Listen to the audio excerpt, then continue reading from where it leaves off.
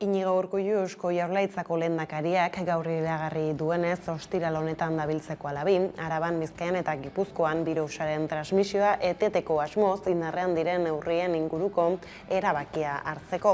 Ostiralean batzartuko da orduan amaituko baita neurri murriztaile gehienak indarrean egoteko epea.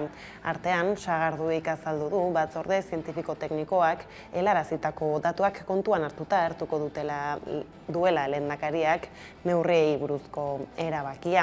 Ez du argitu hilaren 31 zarago Jaurlaritzak COVID ziurtagiria eskatzen jarraitzeko asmorik ote duen. Bestalde, Nafarroako gobernuaren asmoa da, egun diren neurri murriztaileak urtarrietik harago mantentzea. Otsailaren erdira arte eutsi nahi die neurriei Maria Txibiteren gobernuak, eta beraz, Nafarroako Justizia Auzitegiari baimena eskatuko dio urtarrilaren 31 arte indarrean den foru agindua luzatzeko.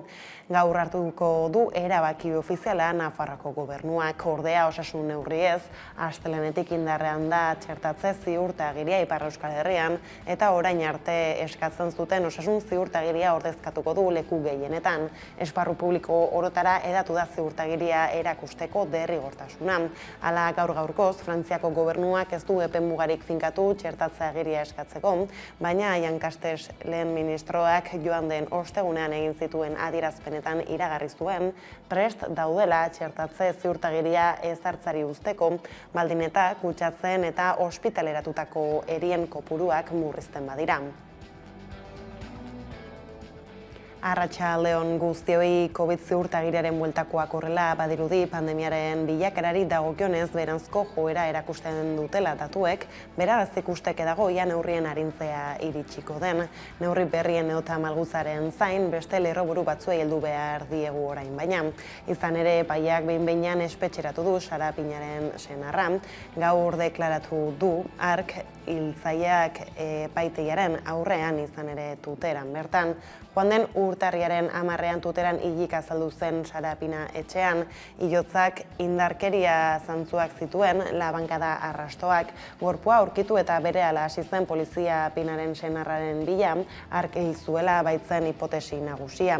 Biharamunean atzeman zuten Bordeletik hurbil. Ordutik gizonezkoa preso izan da Parisen atxiloketatik 2 aste igarotan, Pinaren senarroia Madrilera eraman zuten atzo eta ondotik Nafarroara ekarri.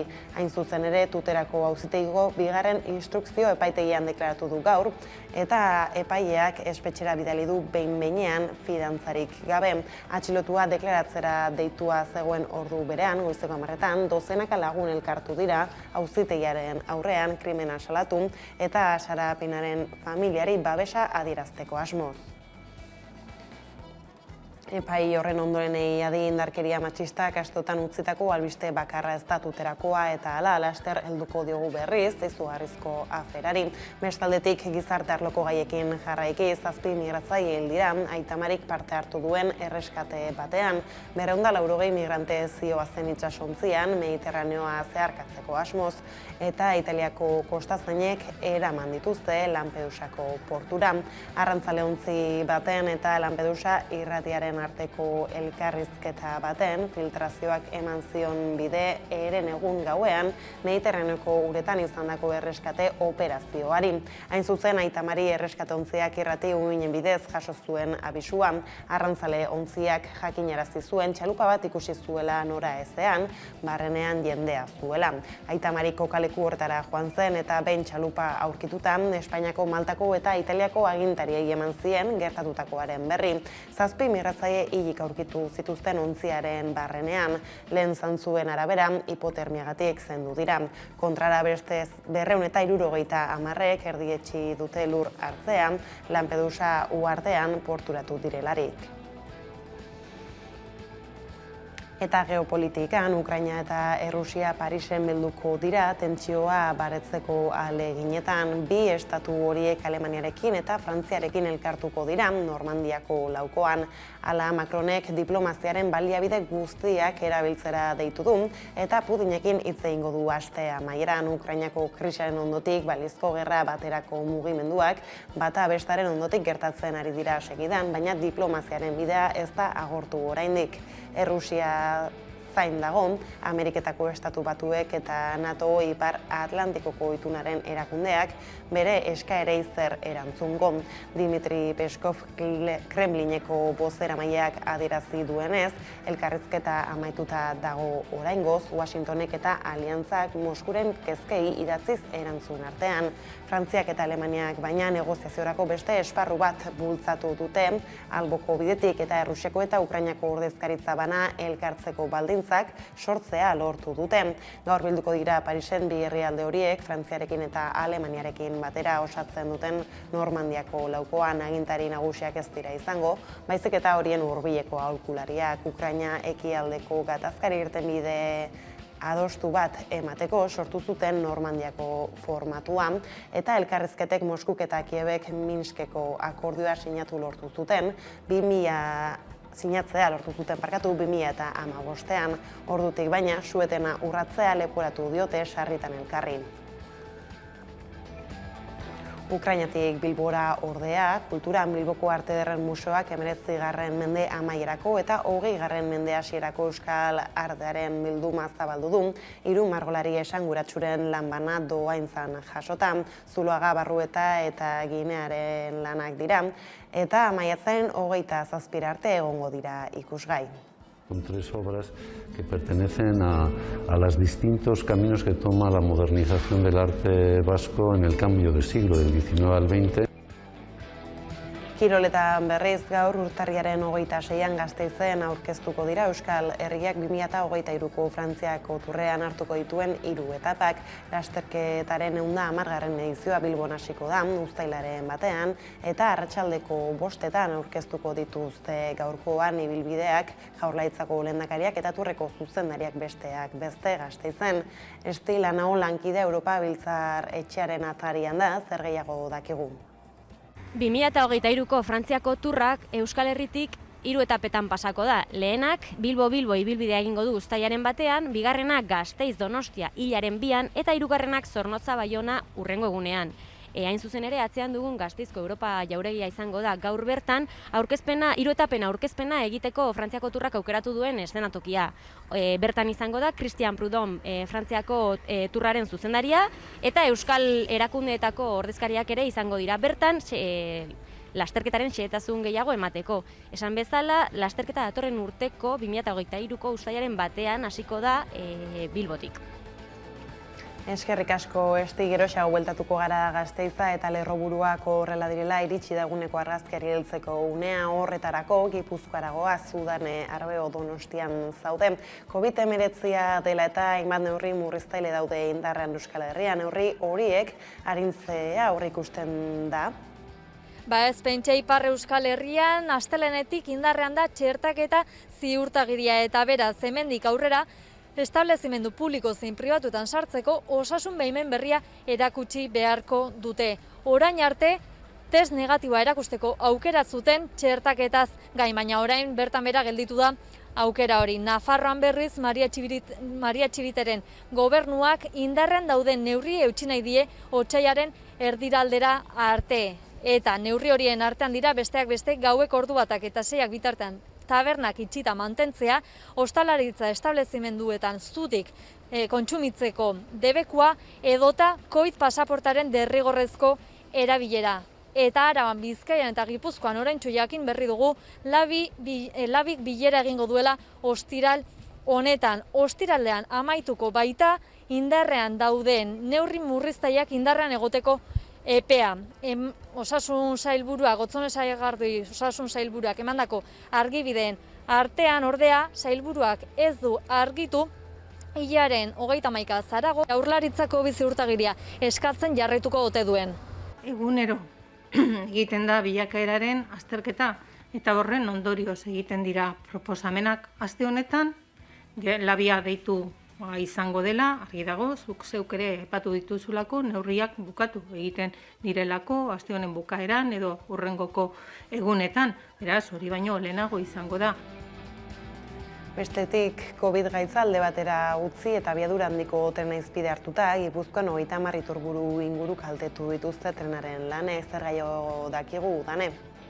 Bazuk diozun bezalaxe 30 iturburu kalteturen berri izan dugu. Esaterako Angiozarreko baserri bat ur hornidurari gabe geratu da. Olaiturri iturburutik hornitzen zen baserria Goronsarri baserria zen eta kaltea Adif eraikitzen ari zen udalaitzeko tunelen eraginez izan da eta egoera horren aurrean Jaurlaritzak Adifen esku utzi eta adierazi du enpresak beherak aztertu beharko duela eragindako kaltea nola lehengoratu. Kaltetutako iturburu horietako batzuek hainbat baserri hornitzen zituzten eta beste batzuek aduna bezalako udalerriak. Entzun dezagun jarraian Mila Elortza Angiozarreko auzo alkatea. Abiadura handiko trenaren lanek 30 bat iturbururi eragin diete Gipuzkoan. Esaterako Angiozarreko baserri bat ur hornidurari gabe geratu da. Atxetaren obrek etxeko abeltzaintzako eta ureztapeneko erabilerarako hartzen zuen uraren iturburari eragin ziotelako. Olaiturri iturburutik hornitzen zen Goronsarri baserria da hori. Mila Elortza Angiozarreko auzo alkateak naiz irratean adierazi du lehortuta dagoela Olaiturriko iturburu hori. Golpe gogorra izen da. Erreka, gure ustez, Olaitzurrin jaiotzen da. Orduan, pentsa psikologikamente gentian dako ze esan gure den horrek. Dena dela atxetearen lanek kalteak eragingo zituztela aurre ikusten zuten. Baina sekula inoko zeban pentsauko, hau zanik pasau bihar zana. Ondio berez aspira sartzen hasi aurretik, lehenengo kaltia agertu da. Hori bera Adif eraikitzen ari den udalaitzeko tunelen eraginez izan da. Baserria orain zisterna kamioien bidez hornitzen ari dira. Tuneleko lanak amaitu ondoren ezin bada ibilgailua itzuli, lakuak adierazi du Adifek aztertu beharko duela eragindako zerbitzua nola leheneratu. Kaltetutako iturburu horietako batzuek baserriak hornitzen zituzten, eta beste batzuek aduna bezalako udalerriak. 2010ean Arrasateko hainbat iturburuetan ere kalteak eragin zituzten obrek. 5 iturri eta 5 ate iturburuetan El Fraile edotako bat iturritan esaterako. Gaur egun hornidura hori Urkuluko urtegitik egiten ari dira, eta obren arduradune jakinarazi dute horiek lehengoratzen saiatuko direla. Duela 6 urte ere Andoaindik adun alderako tunela egiteko obren ondorioz urte luzetan Sorabillako 45 bizilagunei ura eman dien iturria lehortzen hasia zen. 2009ko ingurumen azterketak dakarrenez, gutxienez 46 iturburu daude Zizurkil Andoain zatiak hartzen duen eremuan. Sorabillako bizilagunek azaldu zutenez Zizurkil aldean ere izan dituzte arazoak urarekin.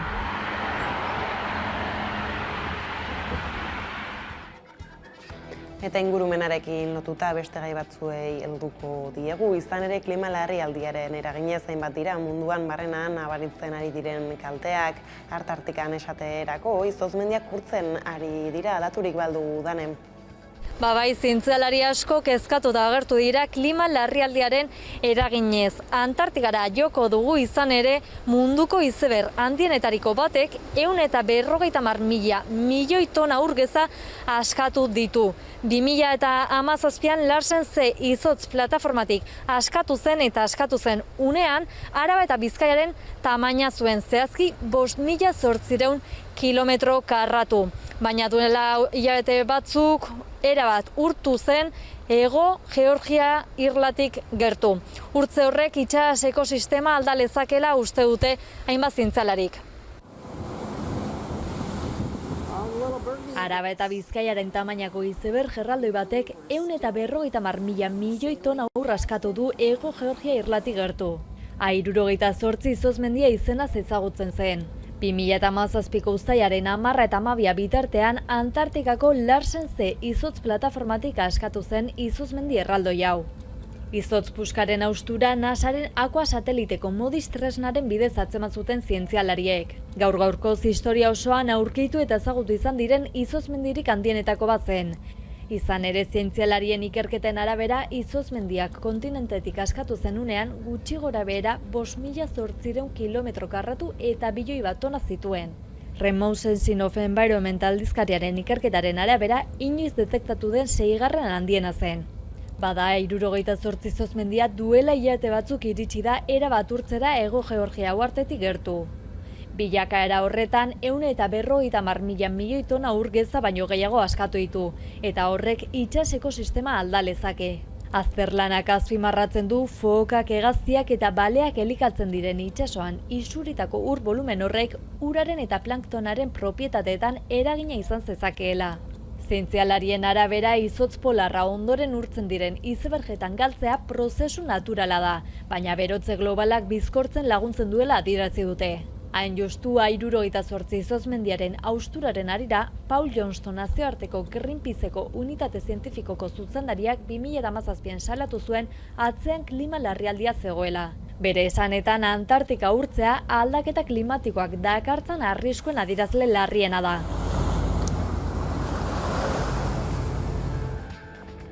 Gaiz aldatuta gurera bueltan Foro Sozial Iraunkorrak uste du Euskal Herriko subkontziente kolektiboan ideia bat dagoela hiltzatuta. Biktimak etak eragindakoak direla eta galek edo poliziak hildakoak zein tortura pairatu dutenak. Foroaren arabera, diskriminazio adierazpen bat da hori, eragile instituzional, politiko eta komunikazio taldeen jarrerak zirimiraren gisan busti dituena. Are adierazpen praktiko oso bortitzak utzi ditu foroaren ustez, bada bakegintzaren bidean aurten biktimen arteko diskriminazioa gainditu behar dela defendatu du gaur gurean, Agus Hernan, Foro Sozial Iraunkorreko bozeramaileak. Ez da soilik instituzioen aldetik duten jarrera edo alderdi politikoa duten jarrera, baiz eta gizartean bertan, nik uste dut, denon subkontzientean galdetzen hitz egiten dugunean biktimetaz, beti segituan pentsatzen dugu etako biktimetaz, eta estatua edo torturaren biktimetaz. Uste dugu hori da ideia bat, xirimiri bat bezala, busti duela dena, eta horregatik guk uste dugu ailegatu dela, 2020 basaren urtean bukatu genuen ongi etorrien gaiarekin ja bideratzen, eta aurten gure foroaren ustez, justo estatuko biktimen diskriminazioari aurre egiteko unea garrantzitsu bat dela.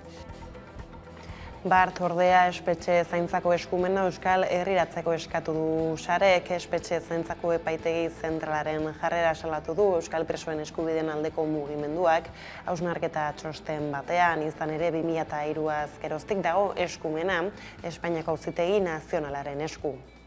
Horrek argi erakusten du botere horiek ez direla gai izan eta desagertu zenetik sortutako egoera politiko berrira egokitzera. Era berean, espetxe administrazioa lehena izan da, legeak ezarritakoa ez betetzen, eta ez du posible egin bestelako espetxe politika bat, ordenamendu juridikora eta oinarrizko eskubideen errespetura egokitutakoa. Espetxe politikak legez ezarritako aginduak bete behar ditu. Oinarrizko eskubideak errespetatu behar ditu, eta giza eskubideetan adituak diren nazioarteko erakunde babesten dutenarekin bat egin behar du. Bada Euskal preso ez, beste 7 Euskal preso Euskal Herriratuko dituzte 7 Euskal preso horiek eta aurretik Euskal Herriratzea iragarria duten beste 6 Euskal preso leku aldatzen dituztenean, 93 izango dira Euskal Herriko espetxetan dauden motivazio politikoko Euskal presoak, Espainian egongo direnak baino gehiago gaur egun, 80 daude Euskal Herriko espetxetan eta 95 Espainiakoetan, Frantzian berriz 21 daude. Espainiako espetxe erakundeek eta Eusko Jaurlaritzako Justizia Sailak elkarlanean beste 7 Euskal preso Euskal Herriratzea adostu dute. Asier García, Imanol Miner, Lierni Armendariz, Bitor Franco, Iñaki Reta, Gotzon Aramburu eta Xabier Zabalo dira ekarriko dituzten presoak eta zehaztu dutenez, Jaurlaritzak erabakiko du Martutenera Basaurira edo Zabaiara mugituko dituzten. Martuteneko espetxeko tratamendu batzordeak berriz, 3. gradua eskatu du Francisco Jose Ramadan Euskal presoarentzat. Joan den astean ospitaleratu zuten bihotzeko arazoak izan ondotik eta bertan dute geroztik. Eusko Jaurlaritzak onespena eman beharko dio Martuteneko tratamendu batzordearen eskariari, gradua aldatu ahal izateko. Ramadak 2020ko irailean bete zituen zigorraren 3 laurdenak. Eta hurbilketez aurretik iragarritako leku aldatze batzuek gauzatu gabe segitzen badute ere, aste artean bertan burutu da premiazko bat Maria Lizarraga izadiren ama Aranjuezetik Zabaiara ekarri dute bere alabarengandik igandean, banatuta geratu ostean, umeak 3 urte betetzerakoan hain zuzen ere. Abenduaren 30 iragarri zuten erabakia, baina 3 aste luze behar izan dira burutzeko. Gakoak saioan itxaso Torregrosa izadik gurasoekin etxera plataformako kidea izan da, eta alaxe aritu da aferaz. Ez jakintasuna eta igandean aipatu genuen bezala, guretzako ez dela nahikoa, emandako pausuarekin. Esan duzuen bezala izadi agortan dagoeneko, eta aita 3. graduan, baina aitak ere ez jakintasun handia dauka bere goerarekin. Badakigu aldi hona Maria Gauria itxi dela zen bertan, orduetatik berri ona, baina esan genuen hasieratik ez, biak nahi genituela izadirekin batera, eta hainbeste beldur genuen berizketa hori eman zen iganduen. Ama eta alaba beriztu zituztelako, orduan, aitarekin duen egora oraindik ez dakigu nolako izango den, eta amarekin ez dago igandetik. Alde hortatik ez nahikoa. Bestelakoan Iratxe Sorzabal euskal preso torturatuaren inguruko dokumentala ontzen ari da herritar talde bat, Sorzabal bera eta bere ama protagonista dituena. Bi arnas itxi gabeko zauria ama baten ahotsean du izena lanak, eta diru bilketa prozesuan daude egileak crowdfunding bidez. Otsaiaren 7 eta 8 Espainiako Auzitegi Nazionalean epaituko dute Sorzabal, urtarriaren 14 Espaineratu ostean. Iker Aginaga. Ilunda. Hormen ezitasuna sentitzen dut gorputzean, larrua zalean barna.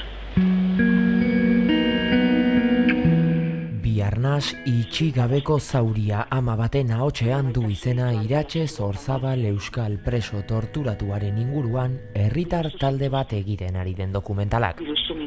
Sorzabal bera eta Maria Nieves Díaz ama ditu protagonista lanak, eta egileek azaldu dutenez, zauria ixten laguntzeko hondarra letxo bat jartzeko helburuz abiatu dute proiektua. Yo estaba convencida que la iban a torturar, porque ya estaba anunciado.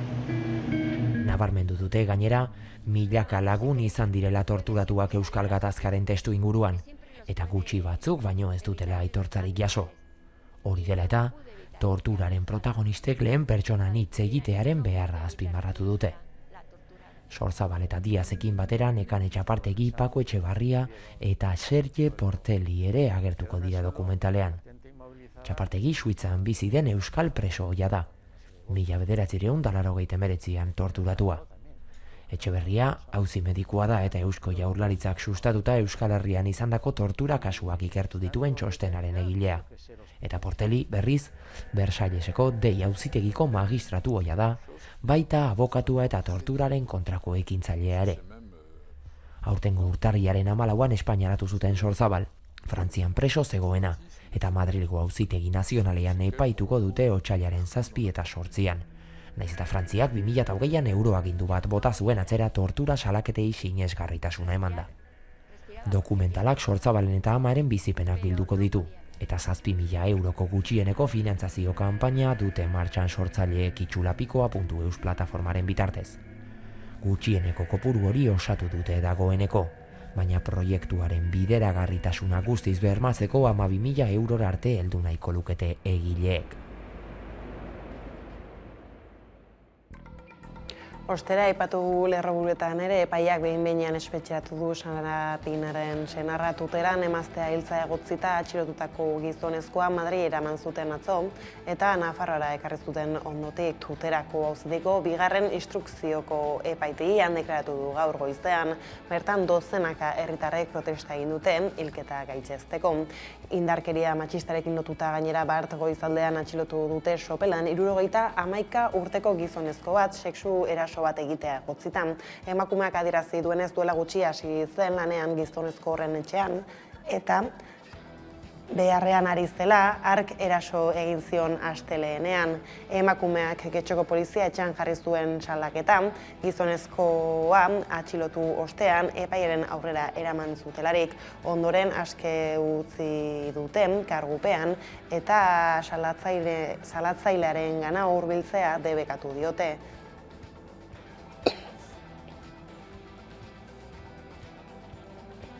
2019ko uztailaren 13an Beasainen izandako bortxaketa argitzeko epaiketaren bigarren saioan biktimaren lankidek deklaratu dute.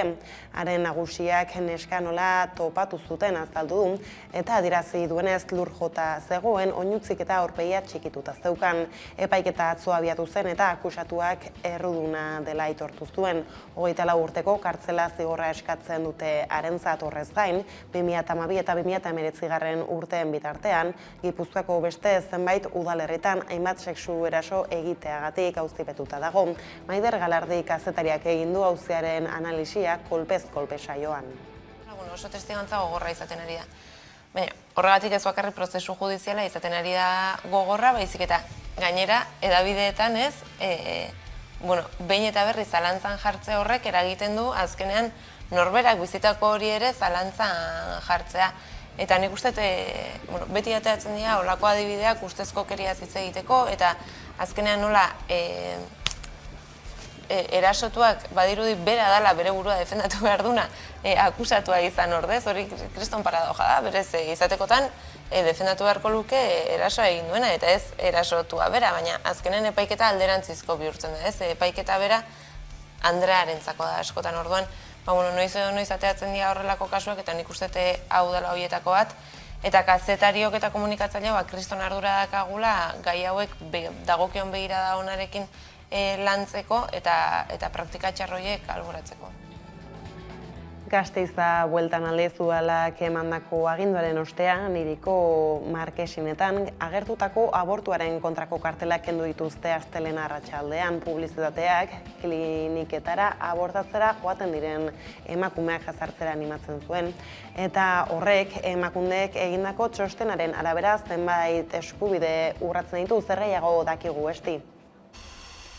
Dagoeneko ez da abortuaren kontrako kartelik geratzen Gasteizko Markesinetan, udalak kentzeko agindua eman du egunotan, emakundek egindako txosten batean oinarrituta. Gainera, araudiaren arabera, espazio publikoetan jartzen den publizitatea iraingarria edo diskriminatzailea ezin dela izan adierazi du, eta txostenean zenbait eskubide urratzen direla ondorioztatu denez, kentzea erabaki du. Kartelak gutxienez Hiriko 5 markesinetan agertu izan dira azken asteetan, eta klinika abortatzera joaten diren emakumeak jasartzera animatzen dute. Gure atzean daukagun Askabide klinikan ere horrelakoak izan dituzte eta beren esperientzia kontatu digute.